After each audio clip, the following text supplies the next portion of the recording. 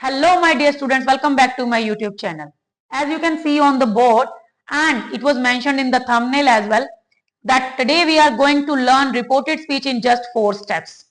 No doubt I have already uploaded 7 to 8 videos related to this topic, reported speech, in which I have explained the topic in various parts. But in this video, I'm just going to tell you in a nutshell what we are supposed to do when we are to change the direct speech into indirect speech. Okay, so let's start the video. जैसा कि आप देख रहे हैं board पे, मैंने यहाँ पे मेंशन किया कि 4 steps, reported speech in just 4 steps. तो आज की इस वीडियो में मैं आपको ये बताने वाली हूँ कि रिपोर्टेड स्पीच में हमें जो करना है वो कितने स्टेप्स में है। सिर्फ 4 स्टेप्स में हम कर सकते हैं। सिर्फ 4 स्टेप्स को सीखकर हम इजीली डायरेक्ट स्पीच को इनडायरेक्ट स्पीच में कन्वर्ट कर सकते हैं। सबसे पहला जो स्टेप है that is read. That means आपको जो भी क्वेश्चन मिला है आप उसको ध्यान से रीड कीजिए। Read the sentence carefully. आपने रीड कर लिया, सबको आता है रीड करना, इजी है। First step is done.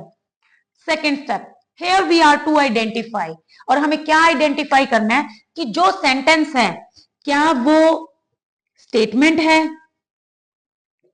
या क्वेश्चन है या कोई एक्सक्लेमेटरी या फिर ऑप्टेटिव जो सेंटेंस है वो है।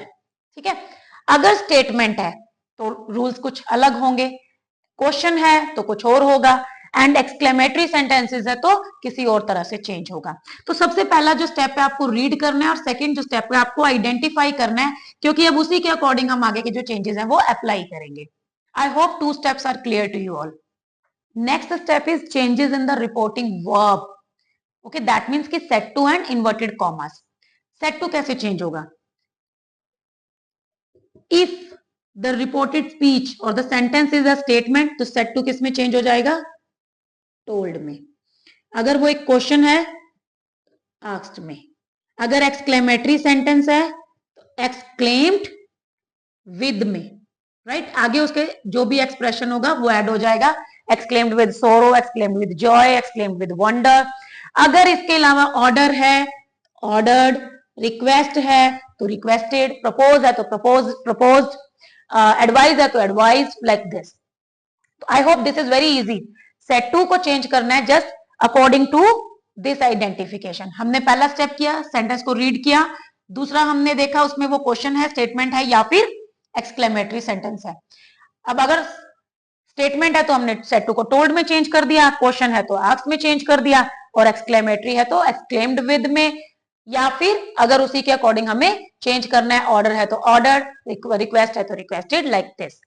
सो तीसरा स्टेप हाफ क्लियर हो गया। थर्ड स्टेप में नेक्स्ट हमें क्या करना है? इन्वर्टेड कॉमास को चेंज करना है। अगर स्टेटमेंट है और सेट टू टोल्ड में चेंज हो रहा है तो इन्वर्टेड कॉमास चेंज होंगे दैट में। ठीक है, और एक्सक्लेम्ड में भी दैट में चेंज होते हैं।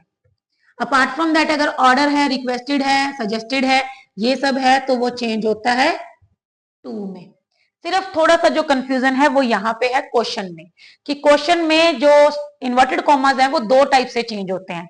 एक हो जाता है इफ, और दूसरा कुछ भी नहीं।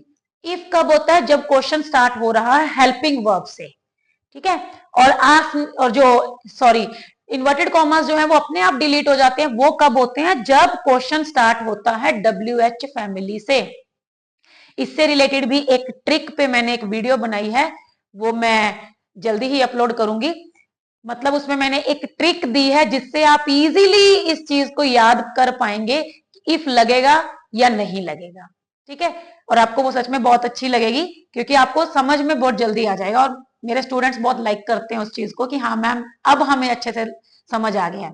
क्योंकि कई बार आइडेंटिफाई करने में मुश्किल होती है बच्चों को कि डू, डज, डिड ये क्या है, या अगर विल वर्ड है, अब विल भी तो W से स्टार्ट हो रहा है, तो हम उनको ये नहीं कह सकते कि ये WH फैमिली है या नहीं, वो कैसे आइडेंटिफाई करेंगे। मतलब उनके लिए थोड़ा डिफिकल्ट हो जाता है, क्योंकि हर किसी का लेवल अलग अलग है, अपना अपना लर्निंग का।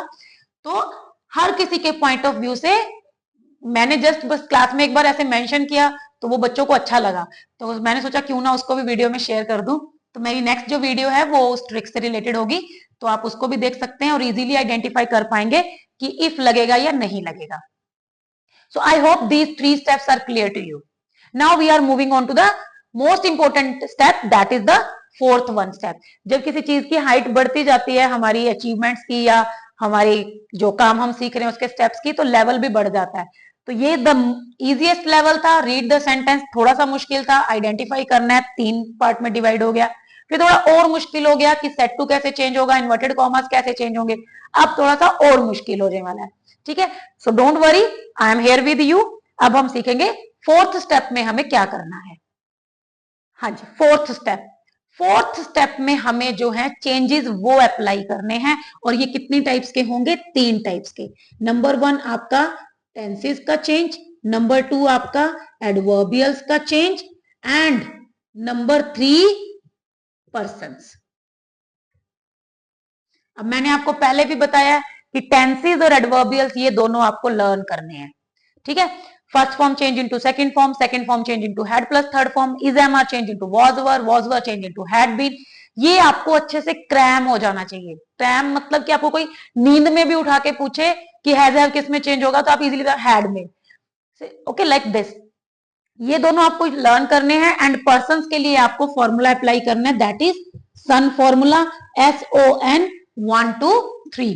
First person change according to subject, second person change according to object, and third person no change. Right, अब ये तीनों जो स्टेप्स हैं वो आपको सीखने पड़ेंगे, प्रैक्टिस करनी पड़ेगी. And only the practice is the solution. Okay, practice is the only solution. That means you have to practice a lot if you want to be a master of reported speech. Okay, so tenses आपको learn करना है, adverbials आपको learn करना है, persons आपको practice करके सीखना है. First person change according to subject, second according to object, third person no change. और ये तीनों स्टेप, तीनों जो चेंजेस हैं वो हमें फोर्थ स्टेप में अप्लाई करने हैं. लेकिन अगर यूनिवर्सल ट्रुथ है तो टेंसेस में चेंज नहीं होगा. अगर किसी की हैबिट है तो भी टेंसेस में चेंज नहीं होगा. अगर क्वेश्चन के रिपोर्टिंग वर्ब पार्ट में सेज या विल से आ गया है तो भी टेंसेस में चेंज नहीं होगा. ये 3 जो हैं कॉन्ट्राडिक्टरी केसेस हैं, जहां पे ये वाला जो एप्लीकेशन है वो नल एंड वॉइड हो जाता है. मतलब टेंसेस जो हैं वो चेंजेस नहीं, उसमें चेंजेस नहीं होते हैं. ठीक है, तो यही चीज है, थोड़ा सा प्रैक्टिस से होगा. और बाकी मैंने हर स्टेप के लिए मतलब इनमें अलग अलग जो वीडियोस हैं वो अपलोड की हुई हैं और बहुत अच्छे से एक्सप्लेन किया है. बहुत से लोगों ने पसंद भी किया, thank you for that also. आप भी वीडियोस देख के इन्हीं स्टेप्स को अच्छे से समझ सकते हैं और आपको कुछ ज्यादा टेंशन नहीं है. सिर्फ ये 4 स्टेप्स फॉलो करने हैं, जिसमें से फर्स्ट बहुत इजी है, सेकंड वो भी इजी है, थर्ड में आपको थोड़ी सी मेहनत करनी है, एंड फोर्थ में आपको थोड़ी सी ज्यादा मेहनत करनी है. अब देखिए, अगर हाइट पे जाना है तो ऑब्वियस है कि स्टेप्स तो चढ़ने ही पड़ेंगे. और ऐसा नहीं है कि आप डायरेक्ट फोर्थ स्टेप सीख लेंगे, आपको पहले ये 3 स्टेप सीखने पड़ेंगे. ओके, सो आई होप ये वीडियो आपको अच्छी लगी होगी. ओके, अगर आपको अच्छी लगी है तो प्लीज अपने फ्रेंड्स के साथ भी शेयर कर देना, वो बेचारे भी सीख लेंगे रिपोर्टेड स्पीच. ओके, लाइक कर देना और कमेंट में मुझे बता जरूर दिया करो प्लीज, ताकि मैं नेक्स्ट टाइम और इम्प्रूवमेंट के साथ आपके लिए अच्छा सा टॉपिक जो है वो लेकर आऊं, उसको और अच्छे से एक्सप्लेन करूं. Thank you so much for watching the video and bye, see you in the next video.